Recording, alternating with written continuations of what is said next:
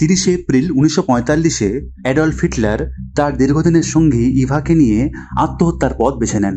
এই খবর আনুষ্ঠানিকভাবে ঘোষণার পর অনেকের মনে সন্দেহের বীজ বপন করে। অনেকের মতে 30 এপ্রিল 1945-এ হিটলারের মৃত্যু হয়নি। দ্বিতীয় বিশ্বযুদ্ধের সময় বডি ডবলসের ব্যবহার খুব বেশি হতো। উইনস্টন চার্চিল আর জোসেফ স্ট্যালিনের মতন হিটলারও বডি ডবলস ব্যবহার করতেন।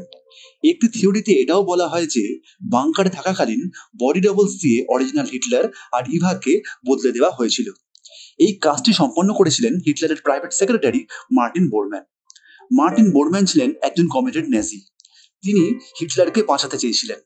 এর একটাই উপায় ছিল হিটলারকে সমগ্র বিশ্বের কাছে মৃত প্রমাণিত করা।